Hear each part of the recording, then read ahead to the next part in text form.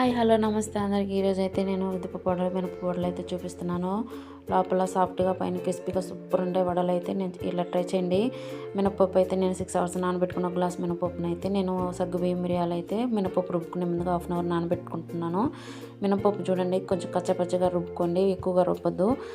పచ్చిమిర్చి కూడా అందులో వేసి సాల్ట్ వేసేసి రుబ్బేసుకున్నాను. ఇప్పుడు నానబెట్టుకున్న హాఫ్ అన్ అవర్ ముందు నానబెట్టుకున్నాను కదండి, రుబ్బుకునే ముందుగా సగ్గుబియ్యం మిరియాలు అవి వేసి మిక్స్ చేసేసాను. కరివేపాకు, జీరా, కొత్తిమీర, ఆనియన్స్ వేసి మిక్స్ చేస్తున్నాను. సోడా వేయట్లేదండి, అల్లం పేస్ట్ ఉంటే వేసుకోండి. సోడా వేయకుండానే చేస్తున్నాను. చూడండి ఎంత బాగా వస్తాయో. ఇలా నేను ఆయిల్ పేపర్ మీద వేసేసి రుద్ది చెట్ల చేత తీసేస్తున్నాను. ఫ్రిడ్జ్లో పెట్టుకోండి ఒక 10 మినిట్స్, లేకపోతే బయట పెట్టుకోండి పిండిని, ఏ ఇబ్బంది ఏం లేదు. బాగా వస్తాయి వడలు అయితే. మనం సగ్గుబియ్యం వేస్తే కదా సూపర్ వస్తాయి వడలు. టేస్ట్ అయితే సూపర్ ఉంటుంది. లోపల పైన క్రిస్పీగా ఉంటుంది, లోపల సాఫ్ట్గా మృదువుగా ఉంటాయి వడలు అయితే. ఇలాంటి మరిన్ని వీడియోస్ కోసం లైక్ అండ్ సబ్స్క్రైబ్ మన channel. Thank you. Bye bye.